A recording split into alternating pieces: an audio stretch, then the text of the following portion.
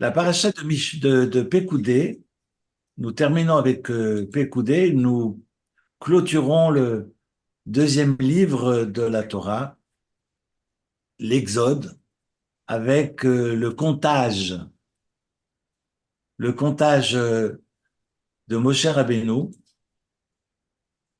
qui prend la peine donc de rendre des comptes, parce qu'il eut entendu, d'après Rashi, c'est rapporté dans Midrash, que des personnes aient dit, tiens, voilà que le coup de Moshe s'est élargi, sous-entendu, on donne de l'argent à la communauté et puis il s'achète des steaks frites et il en profite. Vous savez combien c'est toujours, l'argent est toujours un sujet délicat et quand on remet des sous à un responsable communautaire, évidemment, on n'a pas à se soucier de savoir si cet argent va réellement dans la caisse de la communauté ou dans la poche de la personne à qui on a remis l'enveloppe.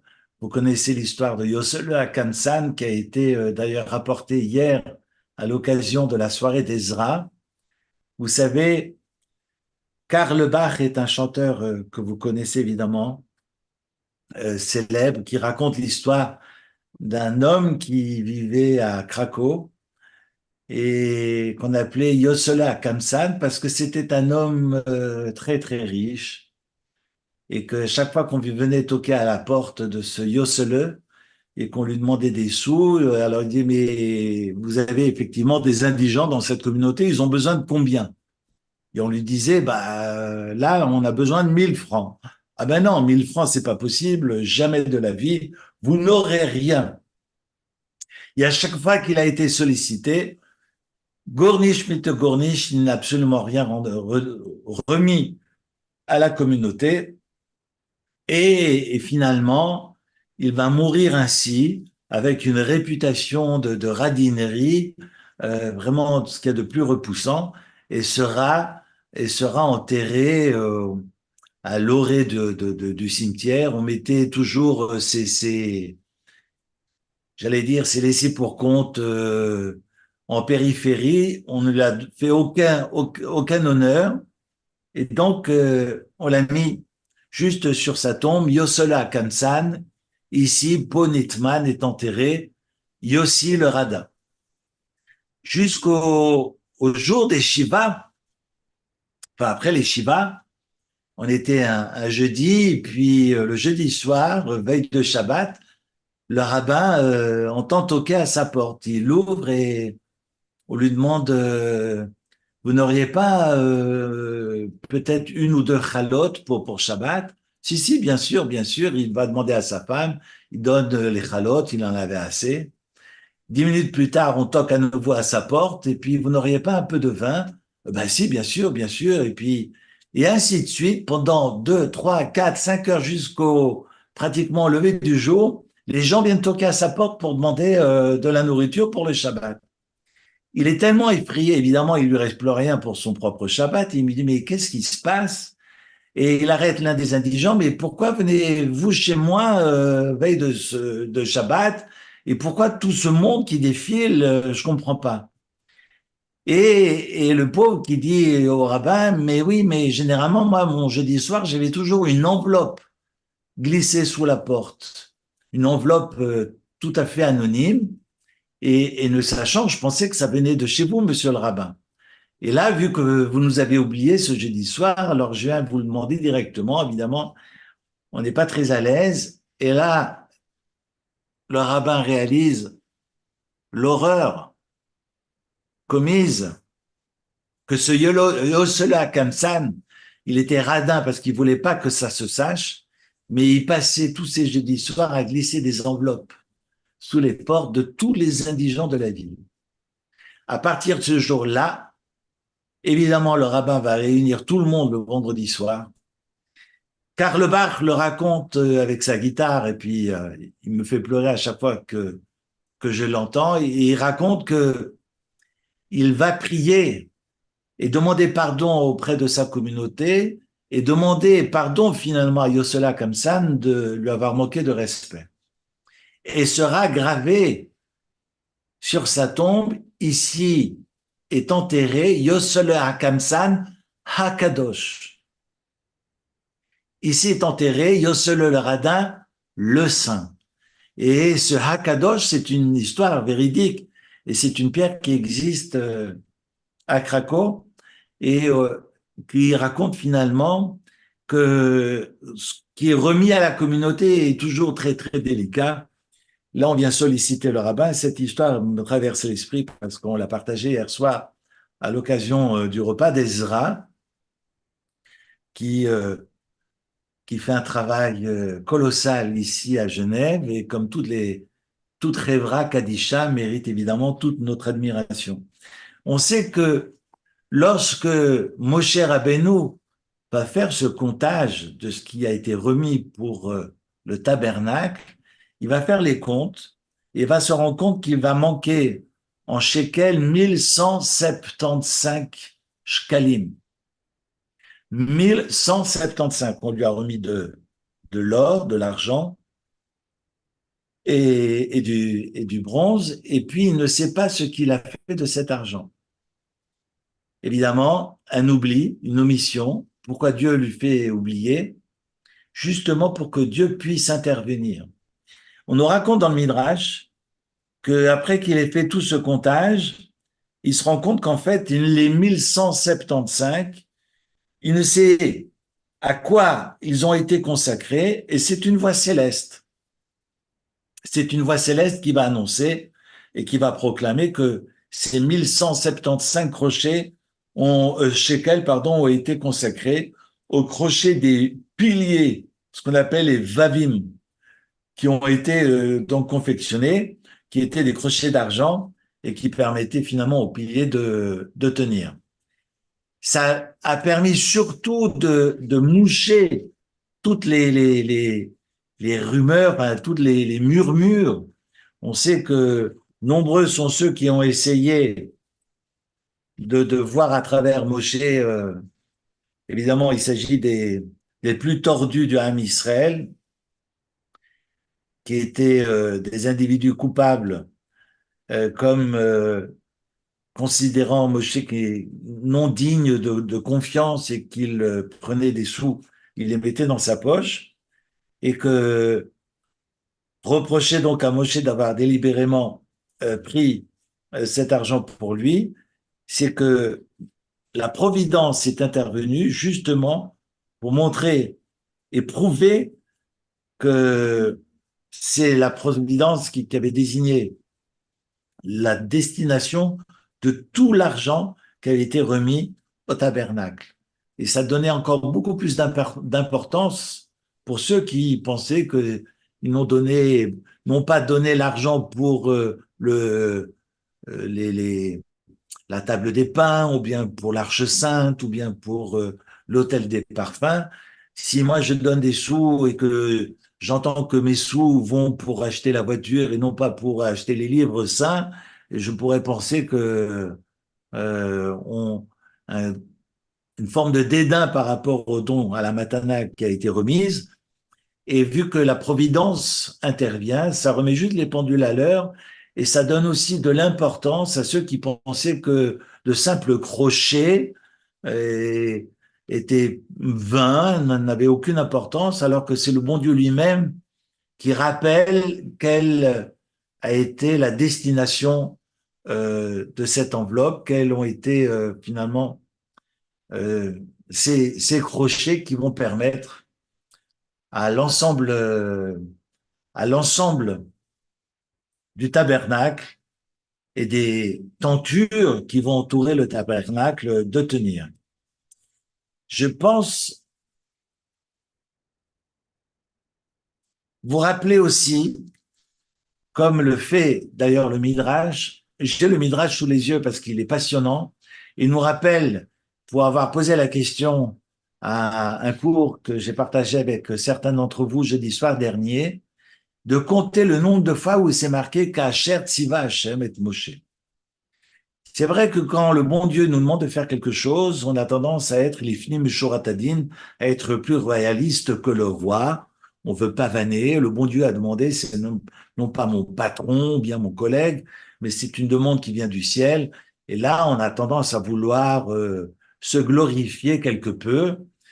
Et Moshe rappelle que c'est le bon Dieu qui a demandé et qu'il a été fidèle à ce que le bon Dieu a demandé, qu'il ne s'est pas permis de mettre sur une pierre, cette pierre a été offerte par Moïse, ce restaurant a été offert par Monsieur Ackerman, ce mur a été offert par Monsieur Blumstein, parce qu'évidemment, quand on offre quelque chose à la synagogue, on aime bien avoir son nom, hein, qui pend au-dessus de la porte d'entrée ou bien sur les murs de côté. Moshe Rabbeinu a tenu, et ça c'est le Midrash que je rapporte, et c'est des propos que j'ai aussi entendus de Rav Rosenblum, c'est que Moshe a tenu à nous rappeler, non pas d'apposer notre nom à toutes nos matanotes, mais le nom de Dieu, Kasher Tziva Hashem et Moshe, comme Dieu avait ordonné à Moïse, et qu'il a pris la peine de noter, comme Monet signe son tableau, Monet ou Mozart signe sa partition, il a signé sur toutes les parties et les meubles et toute la confection finalement du tabernacle a tenu sur chaque élément de signifier qu'Asher Tziva Hashem et Moshe, le nom de Dieu sur chaque élément. Ces qu'Asher Tziva Hashem et Moshe sont au nombre de 18, vous enseigne le Midrash. Alors, à chaque fois que je le compte, soit j'arrive à 17, soit j'arrive à 16, soit j'arrive à 19, j'arrive jamais à 18. Donc, il faut faire très attention lesquels on compte et lesquels on ne compte pas et comment on les compte. Mais prenez la peine, la paracha n'est pas si longue, de relever tous les Ka'asher Tziva Hashem et Moshe, comme Dieu a ordonné à Moïse. Et on arrive effectivement à 18. Et c'est à partir de là que le traité talmudique de Brachot nous enseigne qu'il a lieu de réciter la Shemona Esrei, que la Hamida va comprendre donc 18 bénédictions, à l'instar de ces Ka'asher Tziva Hashem et Moshe, de ces 18 mentions que Moïse a été fidèle à la demande de Dieu. Et donc, le Mishkan sera terminé le 25 Kislev de l'année 2449. Ils sont sortis en 2448. L'année suivante, le 25 Kislev, et Moshe Rabbeinu va vouloir inaugurer le 25 Kislev. On sait que le 25 Kislev, plus tard, sera Hanouka. Le bon Dieu va demander d'attendre pour que l'inauguration ait lieu non pas le 25 Kislev, mais le 1er Nissan avec 7 jours d'inauguration de Milouim, où Moïse va défaire et refaire 7 fois tout le sanctuaire, tout le Mishkan, le tabernacle, évidemment raillé par ces individus mal intentionnés en disant mais jamais, jamais il va pouvoir s'en occuper à lui tout seul. Et le Midrash nous raconte que chaque fois qu'il approchait d'un mur, le mur se levait, et à chaque fois qu'il quittait évidemment le Mishkan, évidemment les murs se baissaient tout seuls, miraculeusement. Et ce sera le cas 7 jours de suite jusqu'au 1er Nissan, qui sera donc le jour d'inauguration de l'année 2449. On a aussi dans notre paracha un passage qui est curieux, c'est la fin du chapitre 39, versets 42 et 43, que Chol Asher Tziva Hashem et Moshe, évidemment, Moshe a été fidèle à l'Éternel, selon tout ce que l'Éternel avait ordonné à Moïse. Ainsi firent les enfants d'Israël, et kol avoda, tout le travail. C'est un verset qui nous parle, parce qu'on a déjà vu cette construction de mots ailleurs, au début de Bereshit. Et le verset 43 nous dit, Vayar Moshe et kol hamelacha, ve'ine asu ota kasher tziva Hashem et Moshe, ken asu Vayivarer otam Moshe, et Moïse a vu toute l'œuvre, et voici, il l'avait fait comme l'Éternel, comme le bon Dieu l'avait ordonné. Ainsi, ils avaient fait, Kenasu, Vayivarer otam Moshe, et Moïse va les bénir. Va bénir qui? Va bénir les bénis Israël qui ont œuvré selon l'ordre divin. Et dira que sa volonté soit que la Shrina réside dans l'œuvre de leurs mains, dans l'œuvre de vos mains, vous, Béné Israël. Ça va être la bénédiction de Moshe Rabbeinu, nous enseigne le Midrash. Extraordinaire parce que c'est intéressant, c'est un psaume, c'est le psaume 90, que l'œuvre de nos mains connaissent la présence divine. Psaume 90, verset 17. Pourquoi je le mentionne? Parce que ce Vayivarer Otam Moshe nous rappelle Vayivarer Oto de la création du monde. Bon sang, mais c'est bien sûr. On voit des similitudes entre la fin de la création du monde avec la fin de la création du tabernacle. Comme si finalement,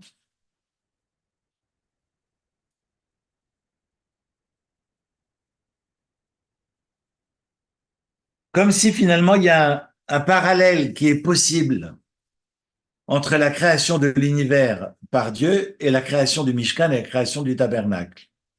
Et on peut comprendre ce que représente finalement le tabernacle pour les Béné Israël. C'est un microcosme, c'est un monde en miniature construit avec la même précision et finalement la même sagesse que le Olam, que le monde et le cosmos lui-même, est un lieu qui est par opposition au caractère évidemment informe du désert et au chaos qui est toujours là et menace l'homme. Le tabernacle, le Mishkan, était donc un rappel visible de la présence de Dieu dans le Machané des Béné Israël, qui est donc elle-même métaphore de la présence divine dans l'univers. Et on a vraiment ce parallèle entre la création du monde, où Dieu va bénir le monde après avoir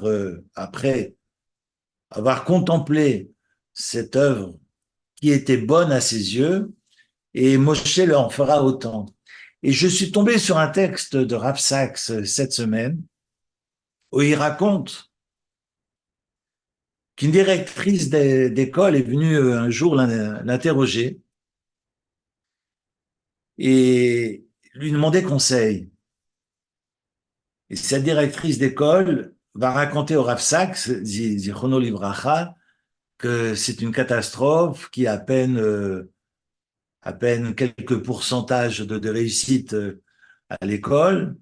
Je crois que j'ai le texte ici, 8% de réussite, et que c'est une catastrophe, il n'y a rien qui va, et elle ne sait pas quoi faire, et lui, évidemment, il essaie de penser pédagogie, et à un moment donné, il se dit, bon, il faut que j'arrête de philosopher, à un moment donné, il faut lui donner une recette, mais pragmatique, tachles, et il va lui dire, alors je cite, j'aimerais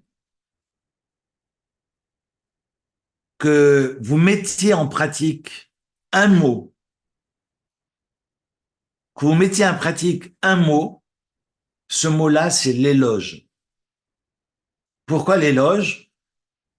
Et surtout, la directrice, elle soupire et dit, mais vous êtes complètement fou, vous pensez pas, moi, tout va mal dans cette école, qu'est-ce que je vais faire, moi, avec cet éloge?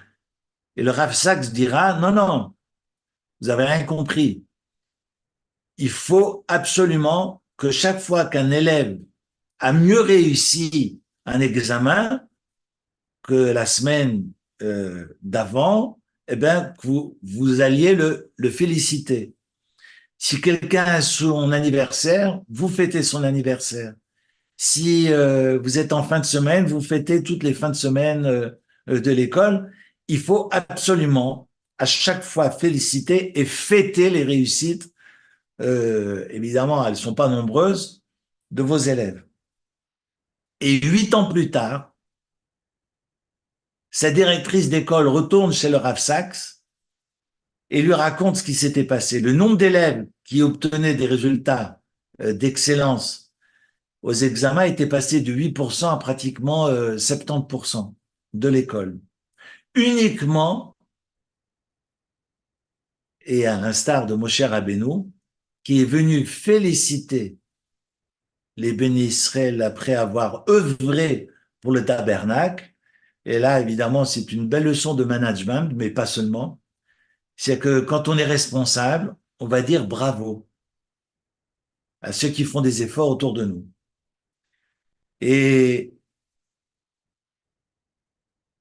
évidemment, on ne demande pas, comme je le disais, d'être des Mozart ou des Monet, mais qu'on a tous des potentiels. Hanok Lanar, comme nous enseigne le Rambam, c'est qu'il faut éduquer l'enfant selon son chemin. Et ma mère me disait toujours, les enfants sont doués mais non développés. C'est qu'à un moment donné, il faut aller féliciter. On ne demande pas de devenir Moïse, on demande de chacun d'aller au bout de soi-même, mais de féliciter et de permettre finalement à l'enfant de développer ses propres compétences et non pas d'assouvir les frustrations des parents ou des aïeux. Et cet éloge a permis à sa directrice de transformer son école et de devenir l'une des écoles les plus brillantes British de Grande-Bretagne et d'être finalement dans les unes des journaux. Moi, j'avais très envie de vous raconter cela parce que je trouve ce Vaïvarech Otam Moshe, quand j'ai lu le Rav Sachs, m'a ouvert les yeux sur l'importance de ces petites choses, finalement, de saluer, de montrer ses dents blanches, comme nous dit l'Agmara, de pouvoir accueillir avec le sourire tout un chacun et de donner de l'importance, de reconnaître la personne qui est en face de soi. Et cette reconnaissance est tellement nécessaire pour pouvoir, c'est de l'estime de soi, mais pour pouvoir se sentir utile et œuvrer et participer à l'œuvre divine. J'ai une question qui me taraude. Je ne serai pas long ce soir, je vous l'ai promis parce que je suis très enrhumé. On sait que la sortie d'Égypte, on en parle, on est dans les Shabbatot de préparation de la fête de Pessah. On vient de célébrer Shabbat Shkalim. Nous allons, ce Shabbat qui arrive, faire la lecture de Shabbat Zachor, c'est-à-dire les quelques phrases qui rappellent Amalek, ancêtre de Haman, parce que samedi soir, c'est la fête de Purim, et je vous invite à suivre la Megillah samedi soir et dimanche matin dans les synagogues de France et de Navarre. Eh bien, avant cette sortie d'Égypte, on sait que Moïse s'est retrouvé devant le buisson ardent, et le Midrash, nos sages, nous rappellent qu'il a marchandé avec le bon Dieu pendant 7 jours. Quand le bon Dieu va lui dire, s'il te plaît, va, je t'invite à être le manhig, le berger du peuple d'Israël, et va les libérer, il refuse catégoriquement. Parce que il se dit, je suis moins âgé que mon frère Aaron, et je ne veux pas vexer, je ne veux pas toucher mon frère Aaron.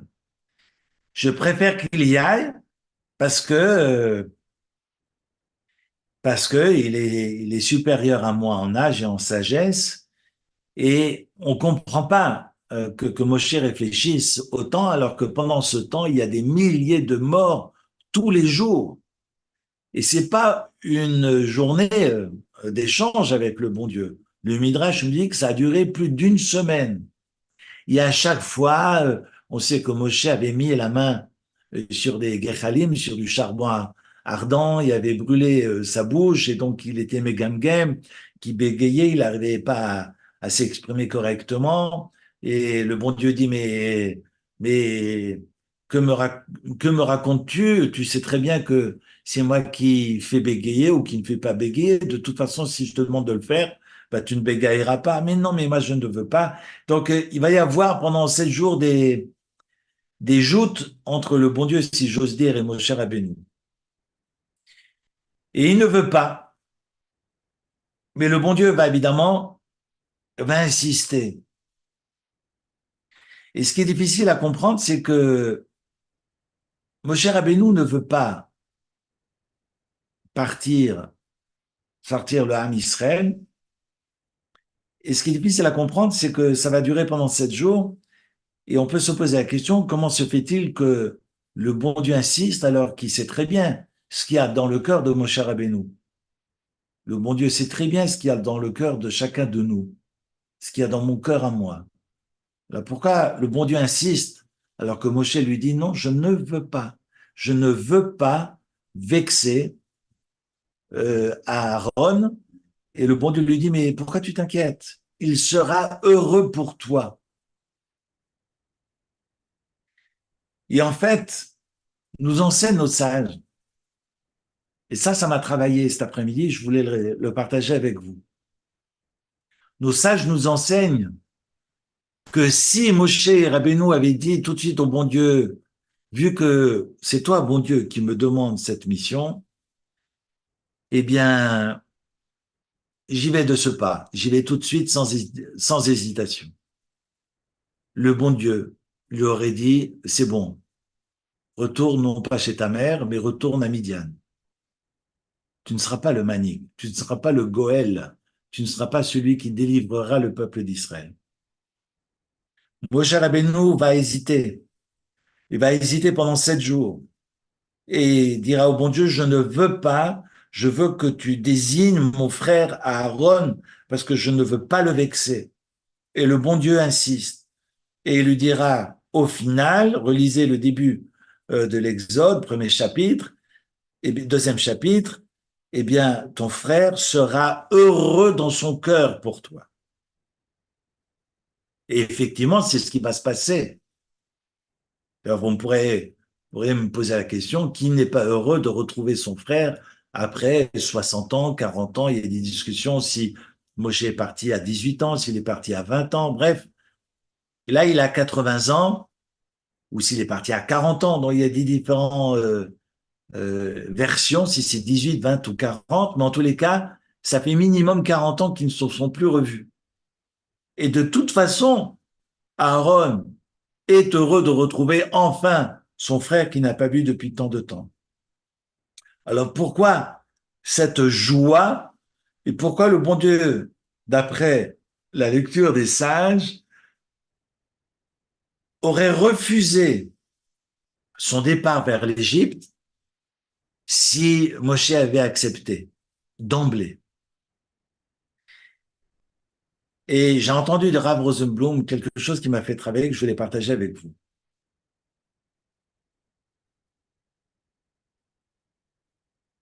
En fait, son épreuve, l'épreuve de Moshe Rabbeinu, était de savoir s'il était prêt à marcher sur son frère ou non pour devenir le Goël. Est-ce que peut-il devenir le Goël sans finalement blesser son frère Aaron, sachant que la descente en Égypte est la conséquence de la vente de Joseph à cause du lachon hara opéré entre les frères de Joseph. D'ailleurs, lorsque la vente aura lieu, ils seront en train de manger et de boire, et c'est ce qu'on fait le soir de Pessah. On est en train de manger et de boire pour raconter la libération d'Égypte, mais cette libération ne peut se faire et se réaliser que dans la mesure où Aaron n'est pas vexé de la mission que le bon Dieu donne à son frère en juin de devenir le Goël le libérateur du Ham Israël. Je trouve ça extraordinaire.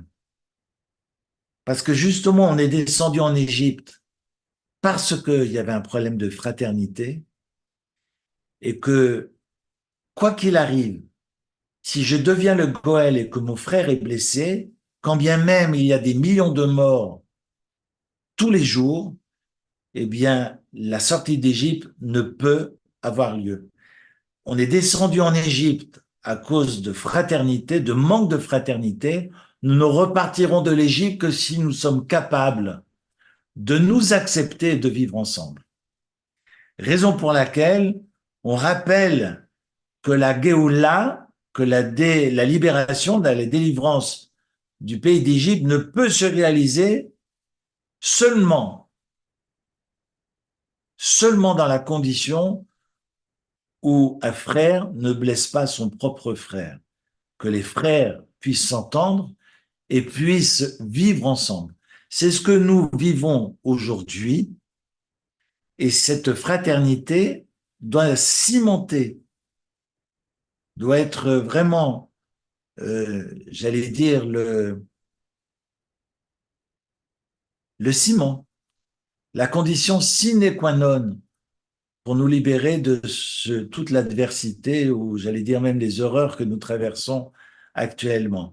De surcroît, on sait bien que Purim, qui est une fête, comme dit Maïmonide, eschatologique, comme Yom Kippour, parce que Purim, d'après même le Rav Houtner, c'est une projection. On est non pas sur une projection, pardon, mais on est à l'image du Purim messianique qui sera dans les temps futurs, que Purim est vraiment la fête par excellence, la fête de la fraternité, où nous avons l'obligation de faire un michté. Le michté, la souda, c'est-à-dire le repas, le festin, le banquet ne peut se faire tout seul dans son coin, on est obligé d'être deux. Lorsque je dois remettre de la tzedaka, eh bien, c'est encore une fois de rechercher activement le bien d'autrui. Mishloach manot, c'est de remettre des mets ishlereu à une personne quelconque, mais c'est à chaque fois bien de nous engager vis-à-vis de celles et ceux qui nous entourent. Et puis la lecture de la Megillah, généralement, se fait en communauté.